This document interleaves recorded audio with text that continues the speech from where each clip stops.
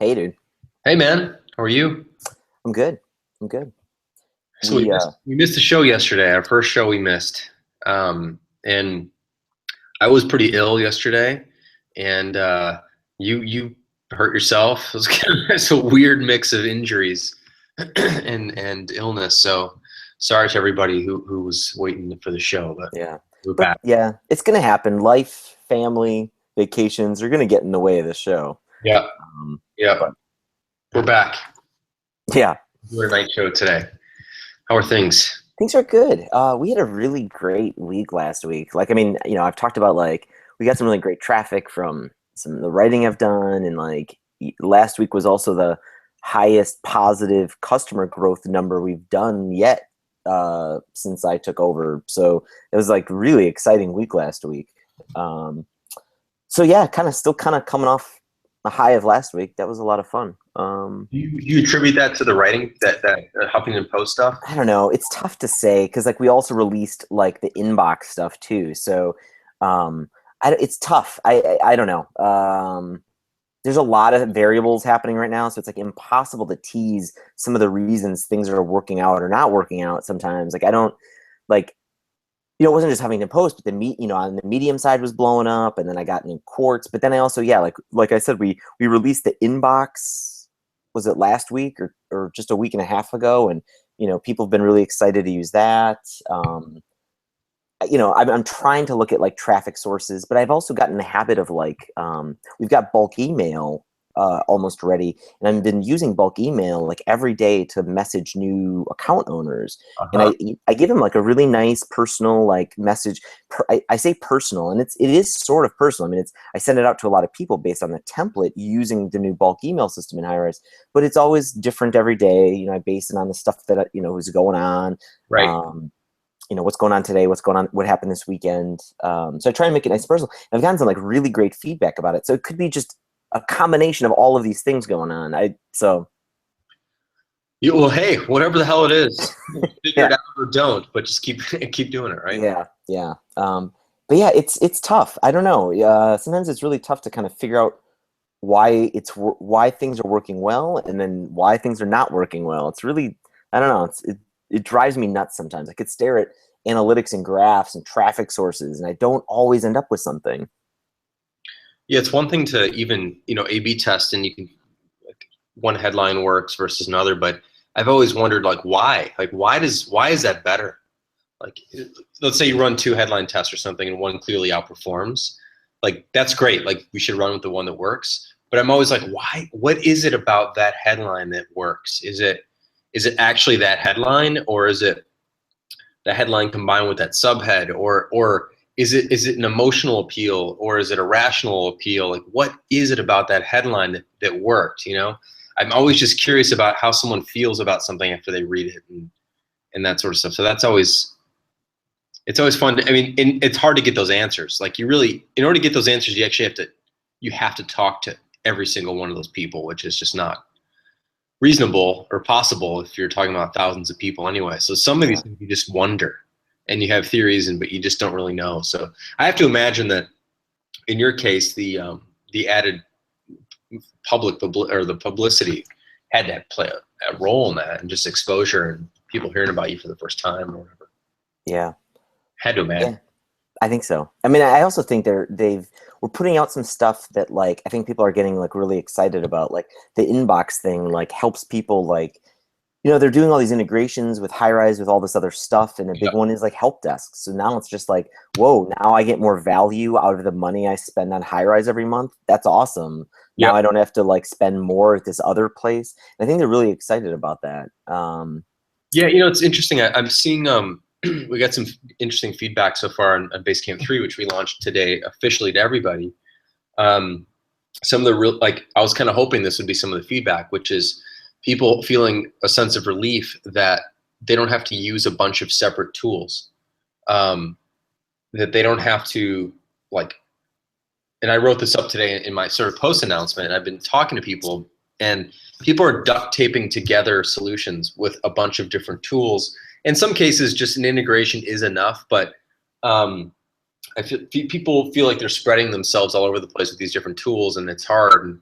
And so in the case that you're just talking about with integration with help desks, that's still two separate tools. But I suspect that in some cases, some of those people will just stick with High-Rise, because the new inbox feature, sort of in bulk mail and stuff, kind of addresses some of those things.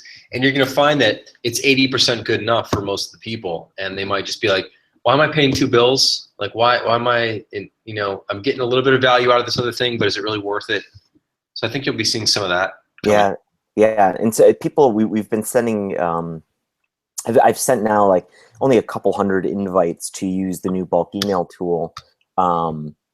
And already the feedback is coming back like that. They're like, "Oh my God, this is just perfect!" Like, and it's super simple. I mean, it just helps you select a bunch of your contacts and send a nice, kind of email to a bunch of people.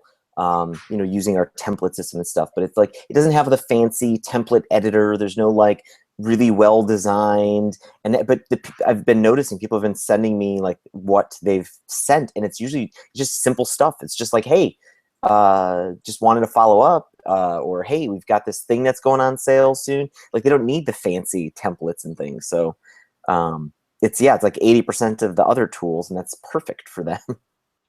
Yeah, it's funny. Like, where's the thing to always? I'm trying to think of how to say this. Like, that's a sort of a lesson in getting to the value. Like, what is the value? Is it the like a lot of the newsletter tools, they're more about newsletters, and they're more about formatting things and having hundreds of templates and fancy looking emails, right? And that might totally play, that might totally work, and that they might absolutely be right. But I wonder where the actual value is for a lot of people. This is similar to what I was talking about, how I've always wanted that one tool just to like email my customers. Yep. Like, at any time, just email them. Not fancy layout, just write an email, hit send, and it goes to all my customers, all of them. Yep. And it's like, it's not the formatting there, it's just the single button send to everyone. And I just wonder how much the value, like, I have a feeling there's a ton of value tied up in that, yet I think the newsletter industry might be focused on a different problem than the one that you can be tackling. Yeah. And people might be finding actually that these newsletter tools, or these bulk mailing tools, are focused on a different set of problems. Not that those aren't valuable, they're incredibly valuable, but they may not be the same problems that the average person has when they just want to reach out to 50 clients or customers or something like that. So you might really have a good niche there for that. Yeah. So yeah, I'm hopeful. Thanks. Yeah. So that's kind of exciting. So yeah, I'm getting pumped for that. We'll hopefully get that out in the pretty near future. It seems like it's already working pretty good. Cool. So yeah, so everything seems like it's gone good for the launch, right? I mean, it's seen a lot of positive stuff. Yeah, I mean, all we did to launch, so we replaced the site today, basically, with the new site, and then we tweeted some stuff out, and I wrote a post on SVN at the end of the day. So I think like we're really looking at this week as the launch, but officially anyone can sign up today. So yeah, I mean, there's the standard set of sort of why doesn't it have this, why doesn't it have that, and where is this, where's that? This sort of early orientation around people who've never, or people who've used Basecamp in the past, are naturally looking for things that they're used to or want. So there's some of that. There's also tons of people who are brand new to Basecamp for the first time. There's also people who've used Basecamp in the past who stopped using it, who are coming back to check it out. So we're really feeling good. The paid signups, while I won't share the numbers, are looking great for basically the first day and a half. Feeling really good. And it's really interesting is to see the mix. We've radically simplified our pricing plans.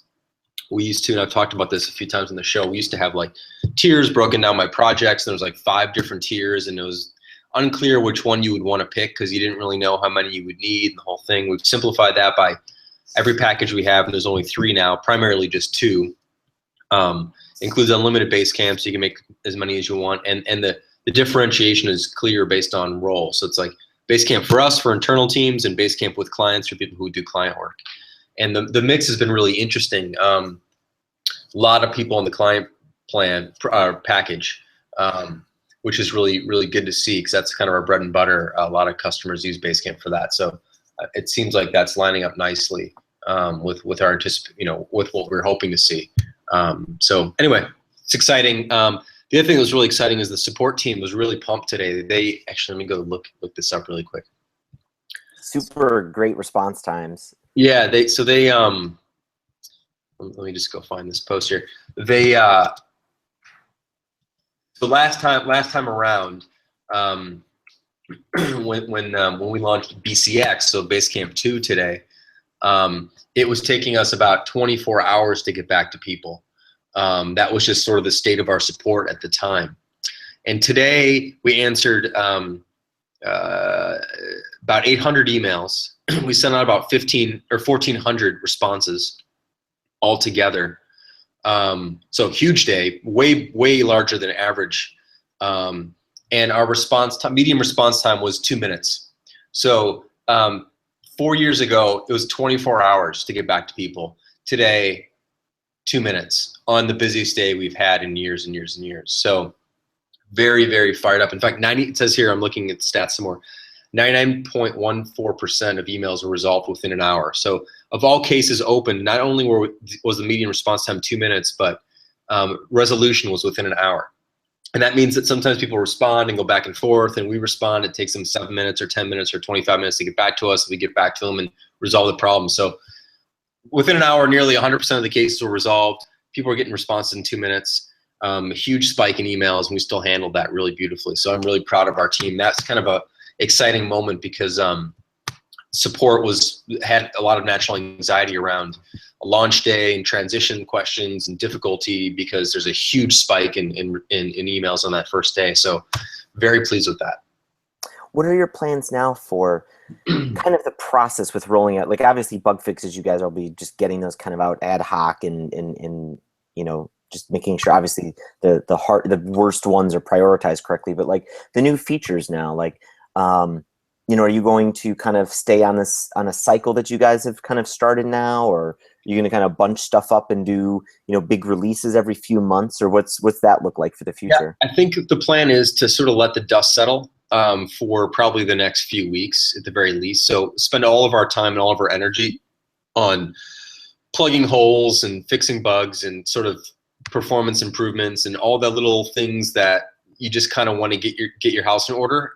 You think your house is in order, and then 10,000 people sign up, and there's new things that are exposed. So we want to basically have all hands on deck for that work, and then also taking in a whole bunch of customer feedback in the first few weeks, and then we'll review it all and establish some priorities, and then begin probably some 2-week cycles, then some 4-week cycles probably, and then get on a certain rhythm. And we've got there's tons of stuff we didn't get into it that we wanted to get in, which we had to either pull or not actually develop. So we have an endless number of ideas, but I don't want to jump into them yet because I want to make sure the fundamentals are really sound. And some of that you can't see, as I've talked in I think a couple shows ago, like there's just too much dust in the air when we get a new product.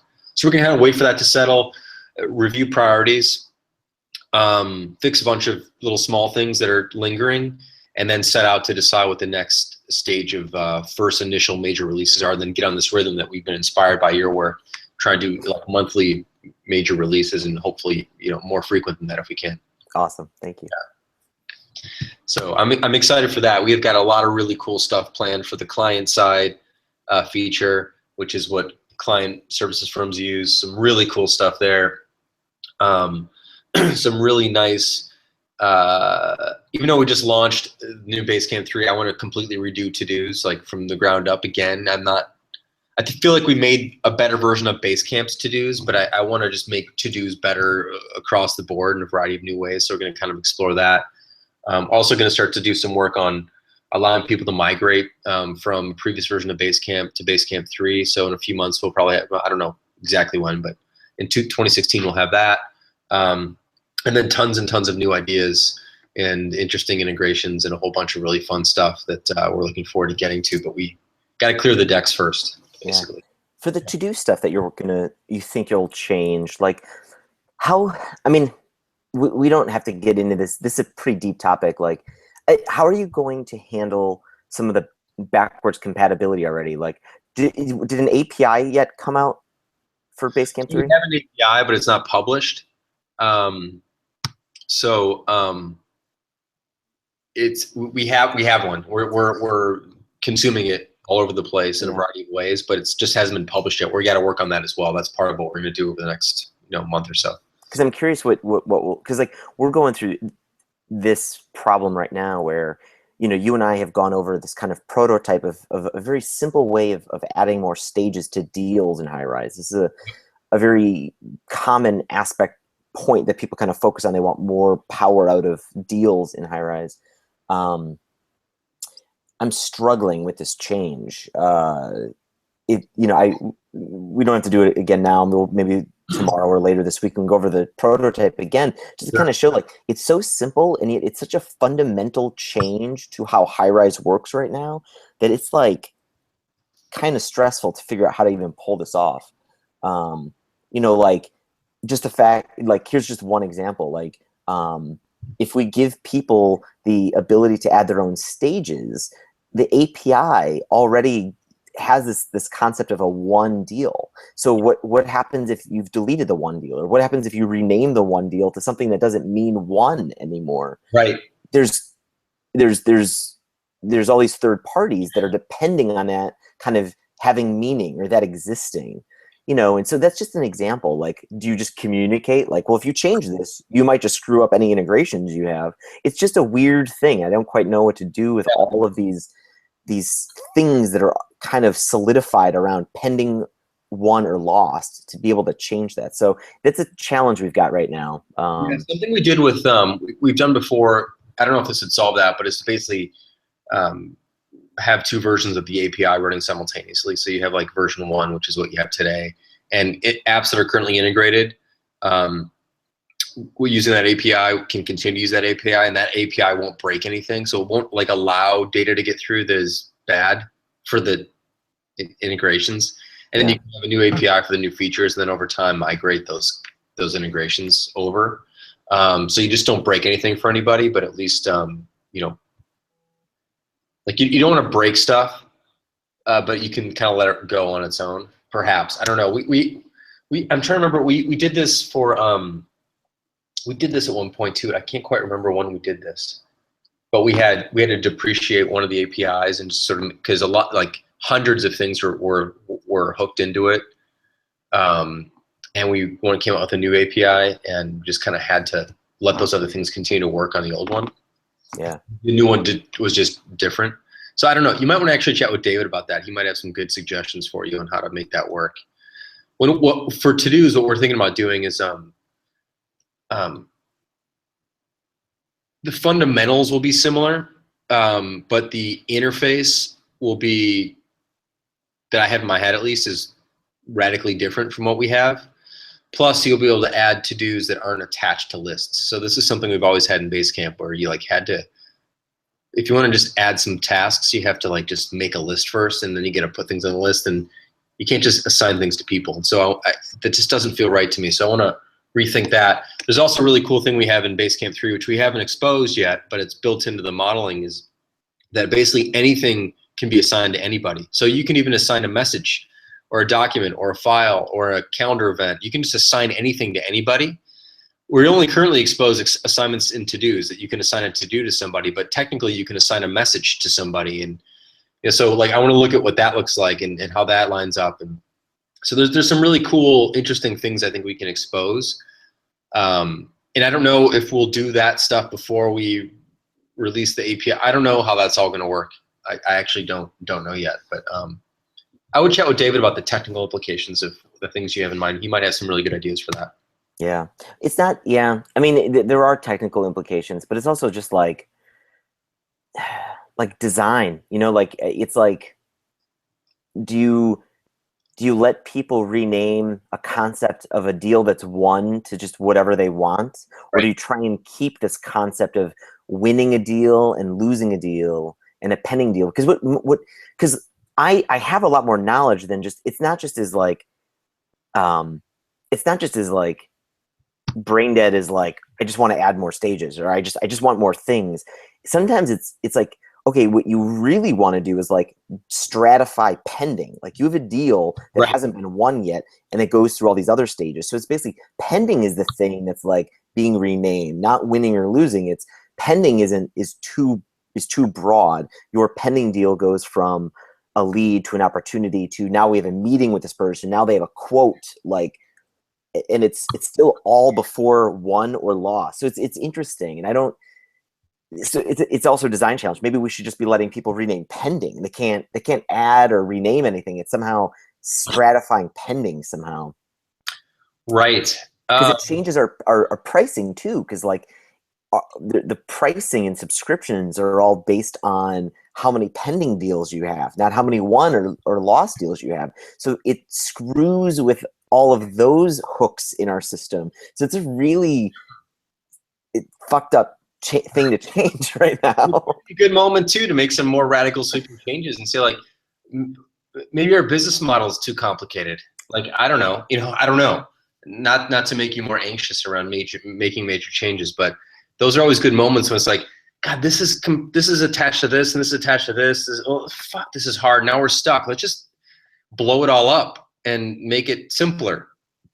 Maybe, I don't know, right? But those are those moments that give you more permission, I think, to reconsider some of the fundamentals because things are so deeply integrated that you're like, we've poured a lot of concrete around this. Let's like bust it up. That's true. More fluid. So yeah, there's funny things though. Like I'm going through and I'm just sort of now like analyzing. Now that I'm like in this mindset, we've kind of put off this feature in consideration for it for a while. So now I'm like going over like. It's funny. We just added this really nice new way of searching also in high rise that wasn't available before, which is just this ability to search through notes by recency. Anyway, it's just given me more vision to, and it's a better way of kind of looking through how people have been asking for stuff over time. And I'm looking through all of these notes now and requests for people who've wanted like a pipeline, and it's wild how different people use that term, right? Like pipeline means everybody thinks they're talking, I think, about the same thing when they say pipeline and when they're talking about sales. But as I'm reading everybody's requests, like they're so remarkably different. Like some people are talking about like a pipeline of communication. They want like almost an ability to do like manual drip campaigns. Like they don't want it automated, but they want to know that this person has gotten this communication. And it's not about setting up meetings. It's not about like getting them to a one deal exactly. It's just about communication. And then someone else was like, and this is just the first two I pulled off the list. Someone else was like, I just want more drop downs. And it's just like, well, what's a drop down? And it was just like, I just want to have a drop down of like who referred this deal to me. And so it's like they don't even want stages. Like they just want more data that can be picked and choose. They basically want like custom fields on deals. It's wild how many different incarnations of this pipeline idea people have in their heads when they say pipeline. It's so important to talk to people. You can't just put a survey out there and ask people what they want, because the words they use may mean so many different things. Like this is the big thing that about product development I don't think a lot of people understand, is that feature requests don't mean anything. They don't mean a single thing until you talk to somebody about what they mean by the request, because you can categorize things any way you want, but until you understand what's in someone's head, what kind of progress they're trying to make, what are they trying to do, you don't really understand what they want. And so, like, for example, in Basecamp, for years and years and years, people have said, I want better reports. And it's like, what does that mean? Like, and I don't mean that like in a, what are you talking about? I'm like, what does that mean? What are you looking to, what do you want to know? What do you want to learn? What do you want to do with this information? What is it that you need to know? And sometimes it turns out not to be anything I'd ever consider to be a report. Sometimes it's totally a report. Like, but you got to get in and because 100 people can say report and they can mean 100 different things. And sometimes a report is for your benefit, and sometimes a report's for someone else's benefit. And that's an entirely different feature in itself as well, because then the critical point is not about even what's in it necessarily, but about can it be delivered? And so that's like another layer. And if you just generated the report that they wanted, but it couldn't be delivered, then it'd be useless to them. The data wasn't the important part, it was the delivery. So you really got to get into talking to people and listening to them, and mostly listening, and like, tell me what you're trying to do. Like what scenario are you in that makes you feel like you need this? Who are you giving it to? Who's it for? What's the end goal here? and those aren't even the right questions to ask, but you just want to kind of get into it because progress and or pipelines, people can be like, but you need better pipelines in high rise. And you're like, okay, let's go make more pipelines. It's Right, like, exactly. that's not what they want. So you really got to get into it. And that's why I've always been nervous about giving someone a survey, like what are the top 10 things you want in a product, or you want more in Basecamp that you don't have or something. People are like, calendar. It's like, well, okay, why? Let's get in, like, what forget what you call it. Tell me about what you want to do. And some people will be like, well, I need to schedule deadlines, and like, okay, we can get to that. Other people might be like, well, I need to find dates that work for multiple people. Well, that's like might be a different problem in a calendar, Some might be, I just want to view my existing calendar, my Google Calendar inside Basecamp. It's not like, don't make a new calendar. I already have a calendar. So you really got to get into what these people really want. And that's when you start to learn stuff and where you can have some interesting insights into where to take a product. Totally. I'm also, though, like hesitant, again, in this area, to make a change, because like I think we're too far away from the problems of deals. Like we don't use deals ourselves internally. We like some of the stuff that I think we're like really succeeding at right now is like the inbox that we just put out. Some of the integrations we've done with Gmail, some of this like bulk email, like is getting some great feedback. And like, I think it's because we're really close to those problems. Like we can talk to customers about them and understand what they're going through, because we're going through very similar things and needs. But man, like deals is just like, we're too far. And so it's like, right now it's like, so I'm hesitant now. Like I'm kind of walking back, and I'm like, like I sat down this week and I'm like, you know what, I think I'm going to make this, I'm going to start doing this change to deals. Cause I think we kind of understand what a lot of people want. Maybe not everybody, but like now I'm like, I don't know. We're going to make this change. And it's like, I'm just basing this off of like, I don't know, just conversations. And it's just like something I can't really internalize or have enough insight on to feel like, are we really solving this uniquely? Are we solving it, well enough that it's going to make enough people happy? So it's like, now I think I'm punting on changing deals and just focusing on like, how do we get deals integrated into like how we're using high-rise also? And like, and that isn't impossible, because it's like we have a lot of reporting needs. Like we have almost like mini deals for all the customers that we have. We do a lot of things kind of in mini scale that some of our customers have. Like they might have 100 deals where we have thousands of deals, and ours are much smaller in scale, but it's a very similar kind of need that we want. We want to convert those to like one, follow their progress, report on them. So I think we have to do a better job of just getting closer to what the hell deals can be for us too, before we start fucking with them. Yep. So I buy that too. Yeah, I buy that too. So everybody who's been watching, I think we're gonna have to pause a little bit on the changes you saw in my prototype until we get a little further closer to the problem. So cool. Well, let's wrap it. I think we're cool. about half hour or so on this one. Cool. It's interesting that Google Hangouts does not have a timer. Now it's like Vegas. Yeah, it's like you never.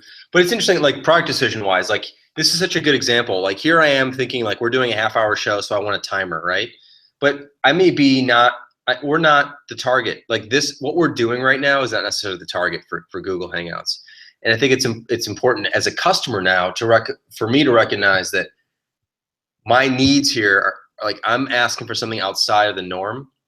Perhaps there is a timer tool that you can add or whatever, but it might not make sense. And many people might find it really annoying and irritating to have a timer. It looks like they're being timed and they've got to get off this thing in a few minutes or whatever. But it might be nice also, I don't know, maybe they do have it in the toolbox or something, where you can add a clock or a timer, like if you're having a meeting and you want to keep the meeting to 15 minutes or 20 minutes or 30 minutes or something, to have a countdown timer. It could be kind of cool. Do you know if I have that? I don't, but I'm kind of surprised, because like I actually kind of think we are what we're doing here does seem kind of like a pretty good use, and I would think we are maybe even a target of like broadcasting. We're broadcasting live. Like we're not doing I can understand a hangout that was with a company. You don't maybe need a timer for a meeting necessarily, or maybe you do. I mean, usually meetings are like, you end them on the numbers. But it's like, we're doing a broadcast to the public. I don't know. It seems like it would be a common need to like know how much time you've just spent on this show. Yeah, could be. But no, I don't know. Yeah, I haven't seen one in the toolbox. Yeah, I'm looking at it now. I'm just playing with. Oh, weird. I can shift myself there. Anyway, I have wondered about that too. Yeah, you might be right. Maybe there should be something. I don't know, but We like, can put funny hats on though. yeah, funny hats on. Cool. All right. Well, let's call it a wrap. Good chat. We'll pick it back up tomorrow again. Yeah, dude. All Hopefully right. you stay on the mend. And yeah, please, everybody subscribe to our YouTube channel. We are here for the long haul. We sometimes get sick and can't show up, but we will be back. This is show number 50.